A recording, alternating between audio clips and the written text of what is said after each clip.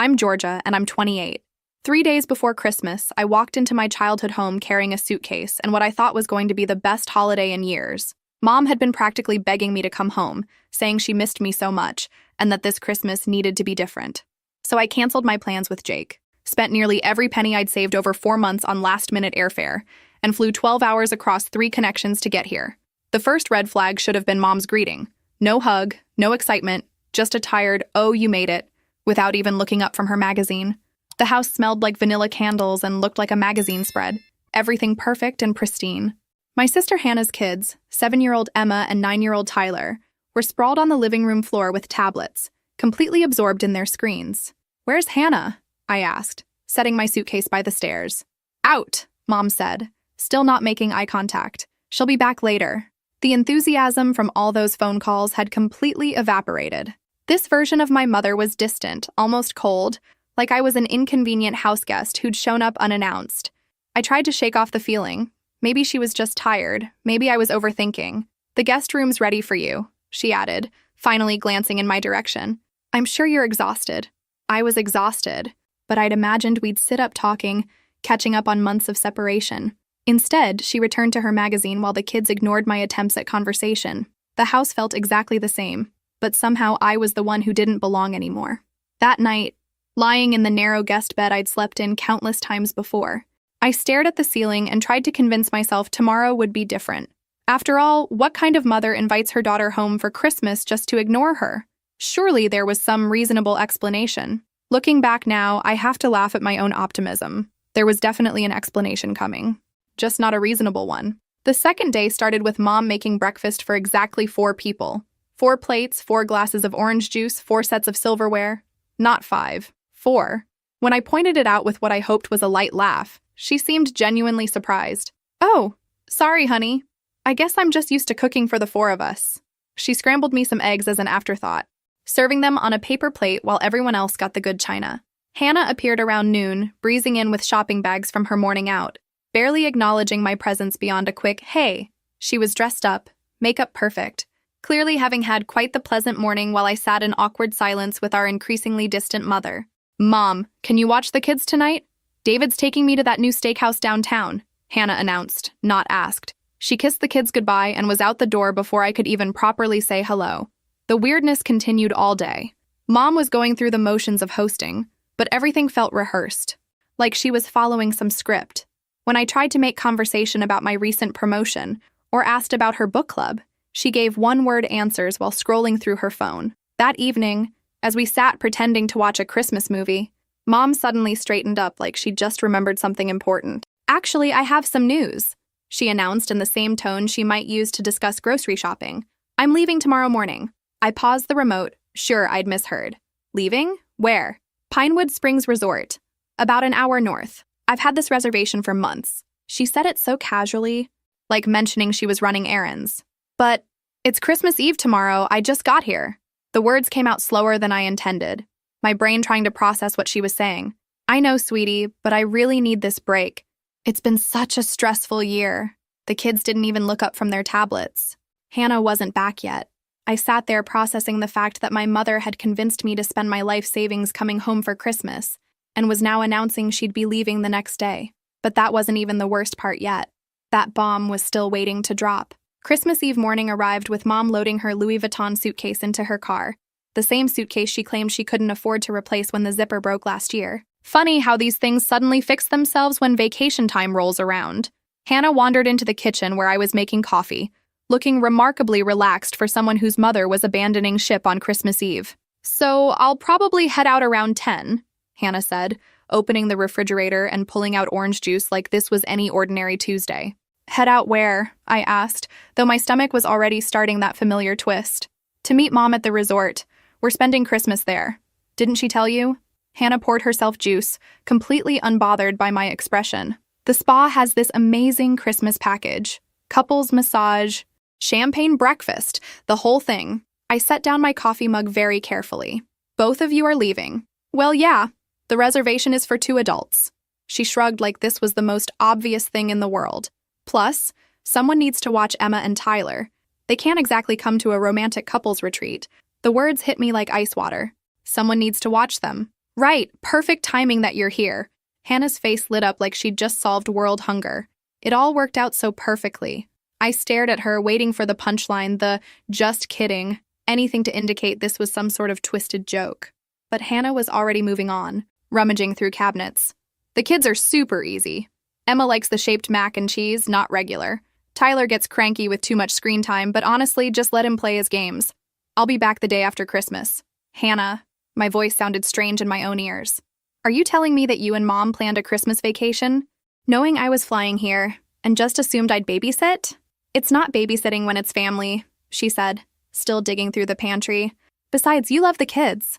That's when she turned around with a box of Pop-Tarts in her hand, grinned at me like we were sharing the world's best inside joke, and delivered the line that would change everything. Finally, a free babysitter for Christmas. She actually laughed. Like it was hilarious. I stood in that kitchen, listening to Hannah laugh at her own joke about me being free labor, and something inside me went perfectly still. Not angry, not hurt, just still. Like standing in the eye of a hurricane where everything around you is chaos, but you're suspended in this weird calm space. A free babysitter, I repeated, my voice completely flat. I mean, come on, Hannah was still grinning, popping a Pop-Tart into the toaster. You don't have kids, no husband, and you're already here. It's absolutely perfect. Perfect. Right. Absolutely perfect. Mom appeared in the doorway, car keys jingling in her hand like sleigh bells. I'm heading out now. Hannah, you have my number for emergencies. Georgia, thank you so much for this. You're such a lifesaver. And just like that, they were both treating it like a done deal. Like I'd already agreed. Like my consent was some minor detail they'd forgotten to mention but didn't really need anyway. I'll call tonight to check on the kids, Mom added, already halfway out the door. Emergency numbers are on the fridge. The door closed behind her with a soft click. Hannah's Pop-Tart popped up with a cheerful ding. Emma and Tyler continued watching cartoons in the living room, completely oblivious to the fact that their mother and grandmother had just orchestrated what I was beginning to realize was an elaborate con job. That's when I noticed the papers scattered on the table near where Mom had left her purse, forgotten in her rush to start her well-deserved vacation. Confirmation emails, the kind of detailed itinerary that obsessive planners print out and highlight and reorganize 17 times. My hands were perfectly steady as I picked up the first page. Pinewood Springs Resort and Spa. Premium suite reservation for December 24-26. Total cost, $1,847. I kept reading. Hannah's flight confirmation. December 23rd. One-way ticket from our local airport to the tiny regional airport near the resort. Cost, $340. More papers. David's flight information. Apparently, Hannah's ex-husband was meeting them there from his business trip. Spa package for 2 people. Dinner reservations at a restaurant that required 3 weeks advance booking. This wasn't spontaneous. This was military-level planning that had been in motion for weeks, maybe months. Every detail arranged, every expense calculated and paid for while they were calling me with their desperate pleas about missing me and needing me home for Christmas. The dates on these reservations made everything crystal clear. Late October bookings. Just 2 weeks before Mom started her emotional campaign to get me home. That's when it hit me like a freight train. I wasn't invited home for Christmas. I was recruited to be the help. Hannah left at 10:30 sharp, practically floating with excitement about her surprise Christmas vacation. Surprise to me. Anyway, she pecked the kids goodbye, reminded me about Tyler's bedtime routine, and was out the door before I could fully process what was happening. The moment her car disappeared down the street, I decided it was time for some answers. Hannah had always been disorganized, leaving important papers scattered around the house.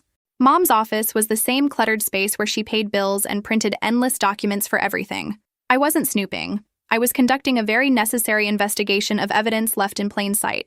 The first thing I found was a manila folder on Mom's desk labeled Christmas Plans.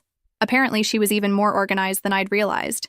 Inside were printed email exchanges between Hannah and Mom about the resort reservation, going back 2 full months. Can't wait for our Christmas getaway, Mom had written in late October. Finally, some peace and quiet. Perfect timing that Georgia's coming home, Hannah had replied. Free childcare worked out perfectly. There it was, in actual writing. My invitation home wasn't about family togetherness or anyone missing me. It was about securing convenient, unpaid babysitting services. But that was just the beginning. Hannah had apparently been printing financial documents at Mom's house. Her own printer had been broken for months. Stack after stack of bank statements, organized by month, sitting right there in the open. I started reading, looking for evidence of the financial struggles she was always crying about. The struggles that meant I needed to wire money every month to help with groceries and keep the lights on. What I found instead made my stomach drop to the basement. Regular deposits. Every single month. Substantial ones. All clearly labeled child support. D. Matthews. David Matthews, her ex-husband, Tyler and Emma's father. The payments were consistent, reliable, and generous. Enough to cover rent, groceries, utilities, and basic expenses for a family of 3. Hannah had been receiving substantial child support this entire time, while simultaneously taking money from me, while crying about being a struggling single mother, while letting me skip dinners out and buy generic groceries so I could send her emergency funds. The final piece was a printed email from David, dated 3 weeks ago. Christmas payment early this month as discussed. Extra included for kids' gifts. Have a great holiday. She had money. She'd always had money. The struggling single mother performance was exactly that. A performance designed to squeeze additional funds out of me while she and Mom planned their secret Christmas vacation. I sat back in Mom's desk chair, staring at the evidence scattered across the surface. Everything finally made perfect, horrible sense. I spent the rest of that afternoon in Mom's office, going through more of the documents scattered around her workspace. If Hannah was disorganized with financial papers, Mom was practically documenting her entire life on paper. Filing cabinets, desk drawers, and organized folders told quite the story. Her bank statements were neatly filed in a folder labeled Monthly Finances. Apparently, she printed everything for her records. Regular deposits beyond just the pension she was always complaining barely covered her expenses. A substantial life insurance payout from Dad's death 2 years ago that she'd somehow never mentioned during any of our conversations about her financial struggles. Investment account summaries I didn't even know existed. Property income statements from Dad's old rental house. The same house she told me she'd been forced to sell because of overwhelming financial pressure. Plot twist. She hadn't sold anything. The rental income alone was covering most of her monthly expenses. Then came the credit card statements, meticulously organized by month. Resort stays throughout the year, spa treatments, weekend trips with her book club friends, premium grocery shopping at the expensive stores, all charged to the same card where she claimed to be drowning in minimum payments. The same card I'd been sending money to help her stay afloat. The absolute final piece was a printed letter from her financial advisor, dated exactly 1 week ago, sitting prominently on her desk. A routine portfolio review showing healthy investment returns, and what the advisor cheerfully described as a very comfortable retirement position. The phrase financially secure appeared 3 times in a single paragraph. I did the math with shaking hands. Mom's pension, plus Dad's life insurance money, plus rental property income, plus investment returns. She was making more money now as a widow than she'd made when Dad was alive and working. Add Hannah's reliable child support to her situation, and both of them were living quite comfortably, while spinning elaborate tales of financial hardship. For 3 solid years, I'd been sending a combined total of $800 monthly between the two of them. Money I'd scraped together by eating ramen noodles for dinner, skipping social events because I couldn't afford them, and taking freelance work on weekends when I should have been resting. Money they'd been spending on vacations and spa treatments while I worked myself into exhaustion, trying to help family members who weren't actually struggling at all. Looking back at the resort confirmations, I could see the timeline clearly now. The Christmas vacation was booked in late October. Mom's emotional campaign to get me home had started in early November, just 2 weeks after they'd secured their romantic getaway. This Christmas resort vacation cost more than what I sent them in 3 months combined. They could afford it easily. They just preferred to afford it with my money subsidizing their regular expenses, so they had more left over for luxuries.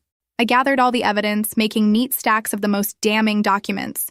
Bank statements, printed emails, resort confirmations, financial advisor letters. The proof was overwhelming and absolutely devastating. At 4 p.m., Tyler wandered in asking when Mommy was coming home. Tomorrow, I told him, which was technically true. Hannah would be back the day after Christmas, but I wouldn't be here to see her return. I was already planning my exit strategy. They wanted a free babysitter?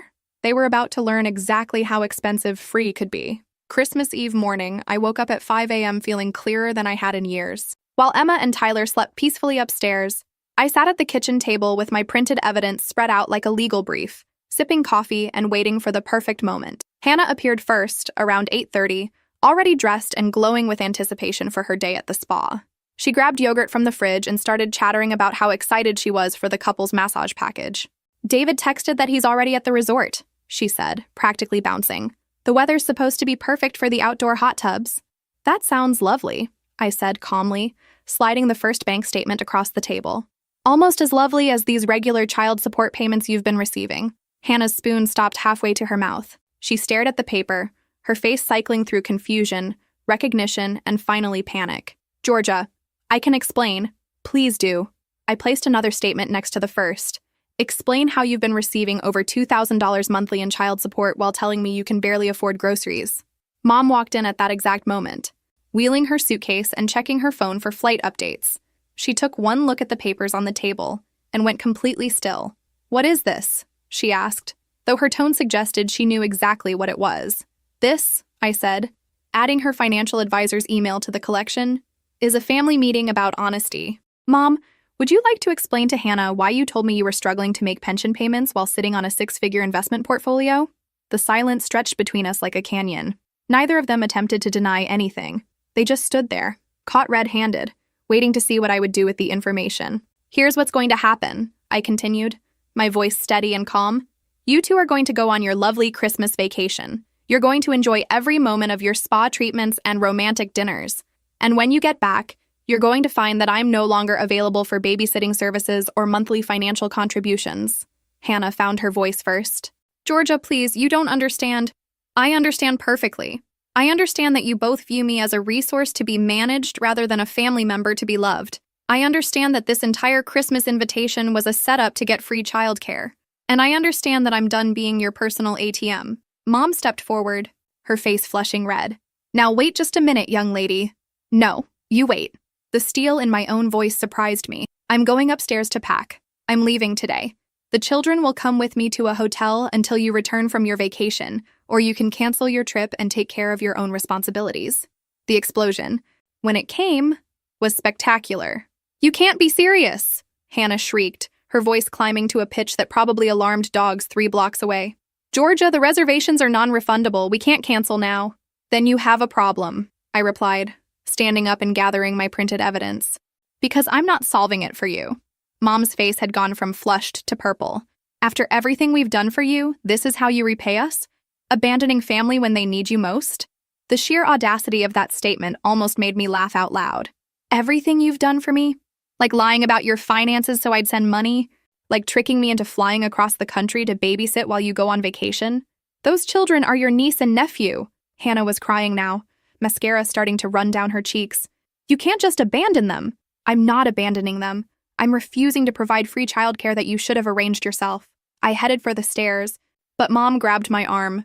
Georgia Marie, if you walk out that door, don't expect to be welcomed back. Family means sacrifice. It means putting others first.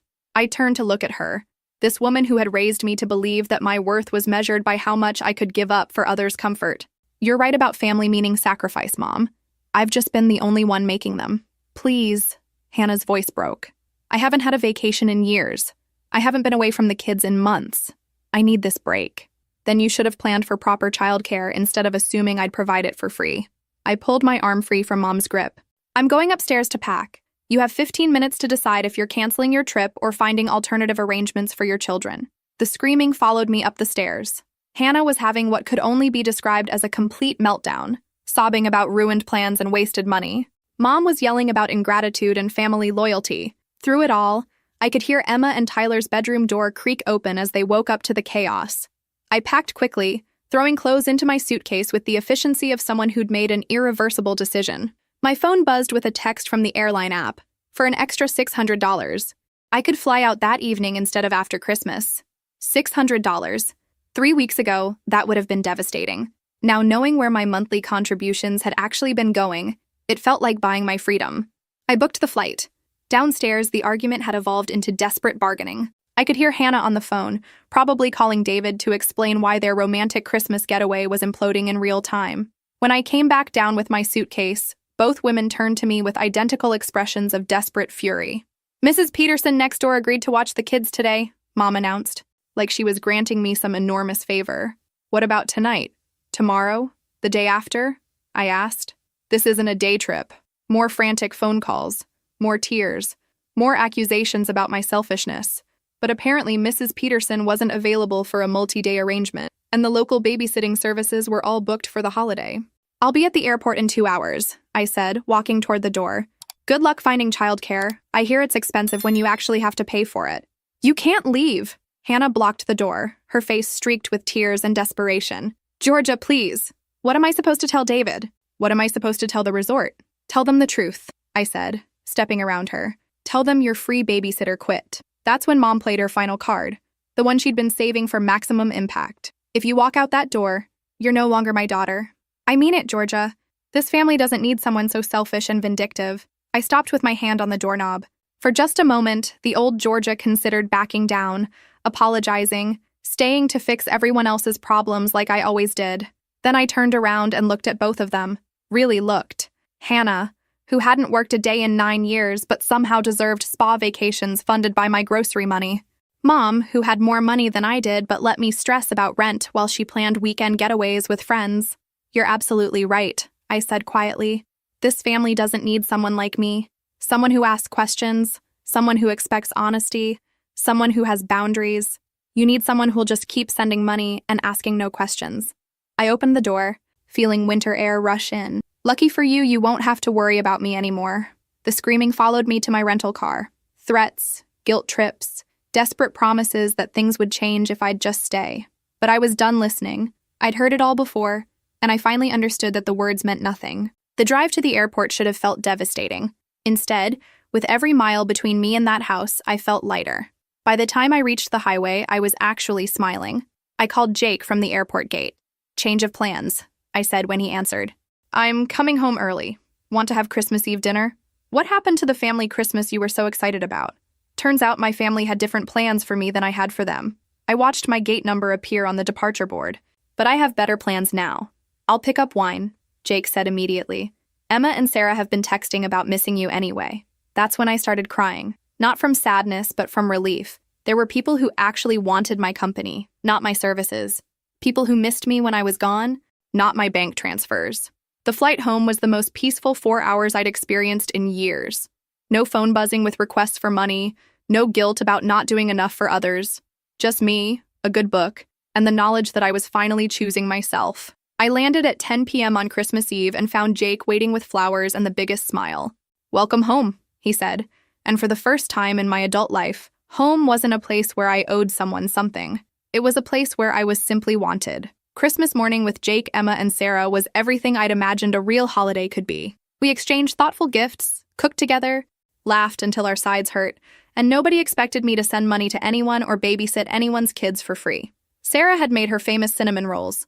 Emma brought champagne for mimosas. Jake surprised us all with a playlist of terrible Christmas songs from the 80s that had us dancing in the kitchen like idiots. This is what Christmas is supposed to feel like, I told them as we sat around Jake's table, stuffed and happy. You mean it's not supposed to feel like unpaid labor? Emma asked with perfect timing, making us all dissolve into laughter again. My phone buzzed occasionally throughout the day. Texts from Hannah ranging from angry to pleading to furious again. A few missed calls from Mom.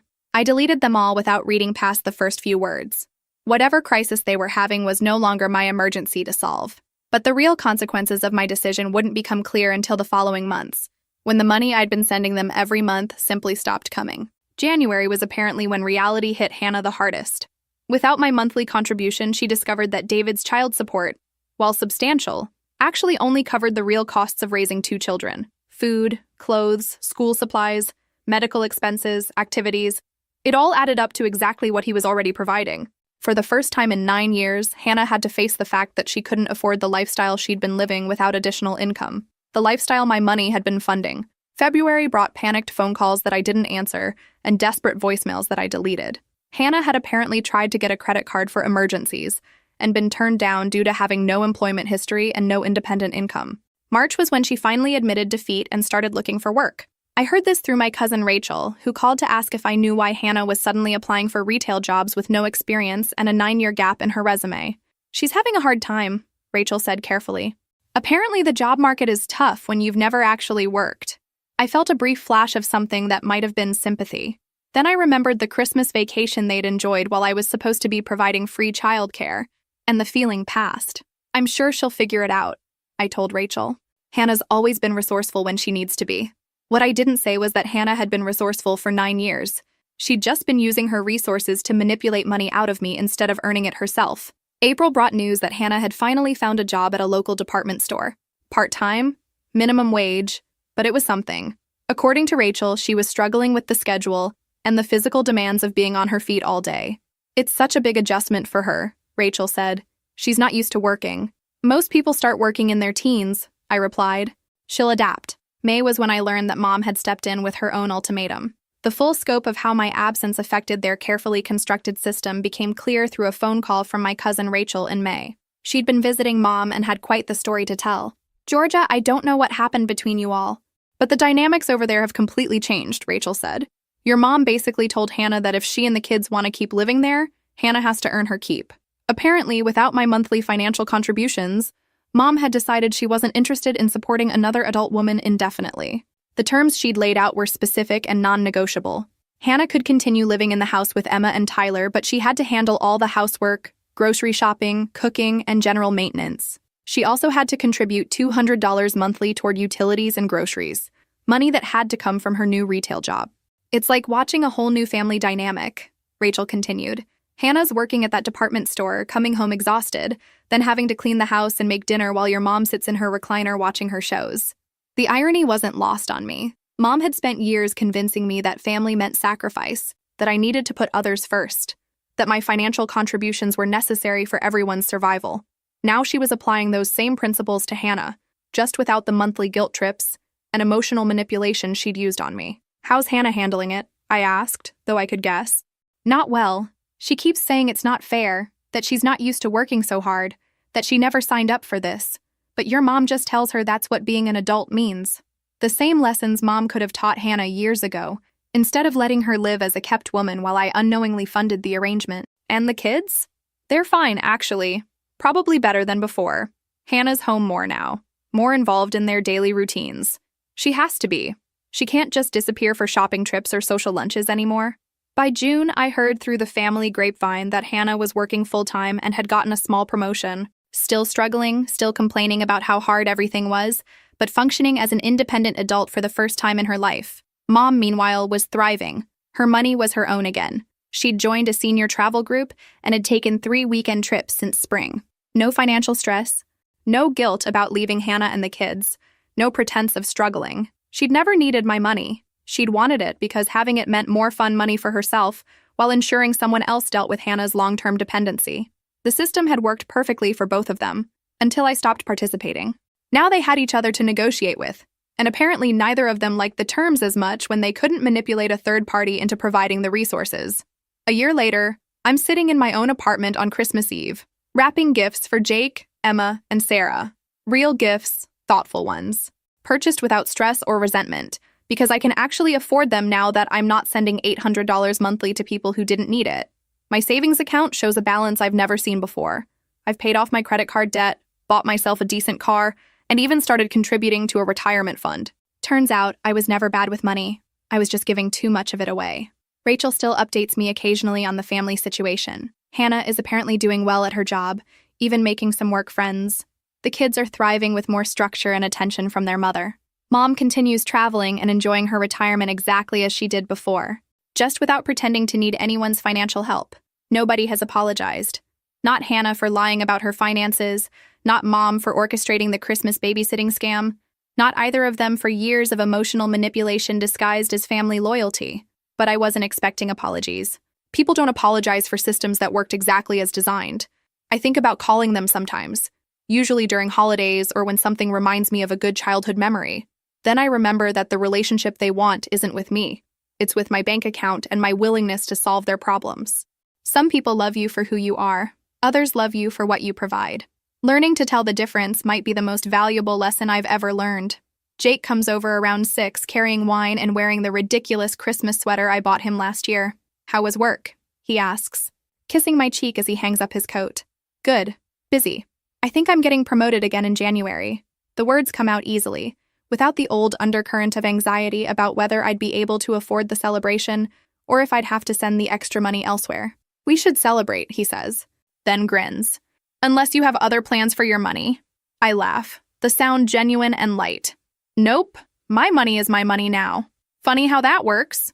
Later, as we sit by his tree sharing Chinese takeout and terrible holiday movies, I think about the Georgia who flew across the country last Christmas with hope and savings and naive faith in family love. She was a good person. She deserved better than being treated like an ATM with emotions. This Georgia, the one who learned to say no, who set boundaries, who chose herself for once, she's better. Not because she's harder or meaner, but because she finally understands the difference between being loved and being used. Sometimes the best gift you can give yourself is the ability to walk away from people who don't actually want you there. Merry Christmas to me. Where are you watching from today? Drop your location in the comments below and hit that like and subscribe button if you've ever felt taken for granted by family.